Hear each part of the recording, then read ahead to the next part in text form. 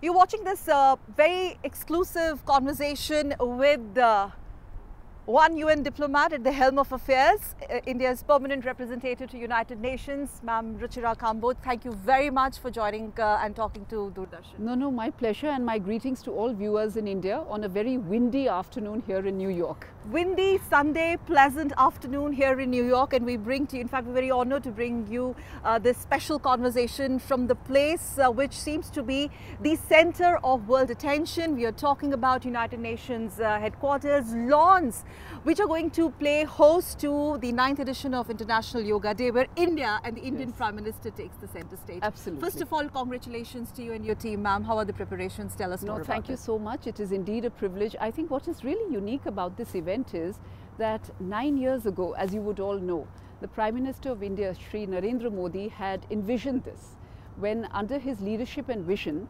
21st June had been declared International Yoga Day. That in itself was a very, very strong message that he sent to the world, and 177 countries had co-sponsored that resolution, as you know. So this year, 9 years after the resolution was adopted under his leadership, he comes here to lead us in doing yoga. Now, how unique is that? Absolutely. And we must tell our viewers, ma'am, if you could just show our viewers the very lawns where I understand the preparations are taking place. Absolutely. Yes. So these are the prestigious north lawns of the United Nations headquarters by the East River, which is to your right. So a very tranquil and beautiful setting, not to mention the skyline of Manhattan. Yeah. So right there, you can see that the stage is being set up. There is a beautiful bust there of Mahatma Gandhi, which is a gift from India and which proudly adorns the north lawns. And this gift was gifted, if I may say so, in December during our presidency of the Security Council. And His Excellency, the Foreign Minister of India, Dr. Jaishankar, and His Excellency, Dr. Antonio Guterres, the Secretary General of the UN, had jointly inaugurated that. I mean, look at the beauty of it. It is definitely historical. In the world history, in United Nations history, perhaps you have the only Prime Minister, and that is the Indian Prime Minister, leading the world in conducting a session underneath the Manhattan skyline, where you have Mahatma Gandhiji's bust overlooking the very venue, and 180 plus countries participating. Absolutely. I think there is a lot of buzz and excitement. People are looking forward to doing yoga with the Prime Minister. And I think what is very unique is we keep saying yoga is popular, yoga is popular. Of course it is popular, but this year we have added another layer. In that, the Prime Minister is himself leading the yoga, and this in itself is a measure of the popularity of the Prime Minister and also the standing of India as a country. Absolutely. And also a bit about the journey. 2014, that's when this happened, and now 2023, when you have the very Indian Prime Minister there taking the center stage, rather India taking the center stage at the UN. Well, the global message. Yes. I think in 2014 we had clearly mentioned that yoga is an ancient Indian tradition that belongs to humanity, and over the years we have seen that this transcends national borders, and it has truly become a global phenomenon. And I think this is what everyone's going to see. And one very important thing I think I should like to bring out is that yoga is also very much aligned with the UN Sustainable Development Goals. With its emphasis on health and well-being, it aligns with Goal 3 and also Goal 4 on education. And with the emphasis on, mindfulness, being at one with yourself, others, and the environment. It corresponds to SDG Goal 12, which is on responsible consumption and production, and also SDG Goal 13, which is all about the environment. And very recently, as we all know, the Life Initiative, which was the Prime Minister's vision and which was launched in Kevadia in October 2022 in the presence of the UN Secretary General. A lot of that also is reflected here at the United Nations. Millets? Yes, millets. Let's not forget millets. It's India everywhere. It's India at the United Nations, very much so. Yes. India, if I may be allowed to say, has literally taken over UN. I mean, we are going to see, reportedly, ma'am can tell us more about it, 180 plus countries participating, more than 190 plus, or perhaps something around that. Well, flags? I wouldn't put a number to it, but what I would say is everybody is participating. And yes, you talked about the flags. There will be a big burst of color, all the 195 flags. will be there in the lawns right there. I don't think the camera can see that, but you will see it that day. So I think that's a very powerful message in terms of multilateralism, and India is a very committed multilateralist, a founding member of the United Nations, and today a very powerful voice of the global south. This is something which is going to be hugely reiterated on 21st morning from the very lawns here, where the larger message that goes across, considering whatever is happening around the globe. Yes. Yeah? Oh, absolutely. I would agree with you. And you know, the one unique thing is that yoga is uniting all of us.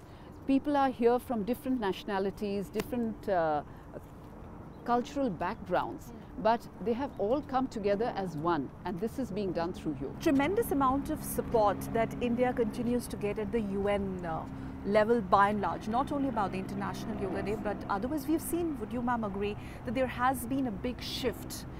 In a way, UN is looking up to India, not looking at India, and the world is looking up to India. Oh, I would agree with that, and I can give you two very recent examples. In March, April, we had fought an election to the UN Statistical Commission. We secured 47 out of 53 votes.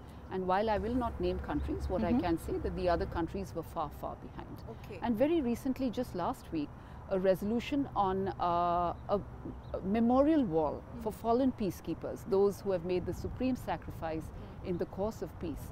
That resolution, which was an India-driven resolution, secured 190 co-sponsors. Okay. So this is sort of a testament to the faith that people have in India in terms of its intent and in terms of its leadership. Also, the tremendous amount of support, rather the way the Indian diaspora once again is coming together, not only for the fact that the way they're going to welcome Prime Minister Modi. I mean, we do know that the Washington DC event, the diaspora event is one big ticket event. But even in the IYD event, your diaspora has... Yes, definitely. The Indian diaspora will be here at the United Nations too. But why I call our event unique is that it has a very strong international component, and of course, very much so, the Indian diaspora. Indian diaspora. Ma'am, a bit more about, because since we are talking to you, a bit more about the way India's efforts at the UN peacekeeping missions, you know, they have been hugely lauded. I mean... Yes, absolutely. I would say that India's credentials on peacekeeping are very, very strong. Since the very onset of peacekeeping in 1948, India has been a major troop contributing and police contributing country. Since the inception, we have contributed over 250,000 troops. Sadly and regrettably, we also have the maximum number of lives lost, and that is why India has been very concerned in taking the lead, and in fact India takes the lead on all peacekeeping matters. Yes. But we've also taken the lead in terms of a memorial wall to honor the fallen peacekeeper. Okay. This is the very least that we can do to these brave hearts who have sort of laid down their lives under the blue flag. Okay. In a big first, now this is very unprecedented. I started by asking you how this is really going to create history. Final question, ma'am, as India continues to script history at this stage, what is your message to the fellow Indians, and especially on the occasion of International Yoga Day where India takes the center stage? Well, as far as my message to fellow Indians here in the US and also back home is concerned, I think Yoga Day is a day of great joy. India has taken the lead in inscribing this at the United Nations. It is part of our tradition, our heritage, I would say our glorious heritage. And so therefore all of you, please do yoga for mind, body and spirit. Well, as they say, this 9th edition of the International Yoga Day is going to be led by Indian Prime Minister Narendra Modi. Not only something that is going to script history, but this is going to be IYD, the very India way. Thank you very much, ma'am, for talking to Doordarshan. Such a pleasure. All the very best to you. Thank you.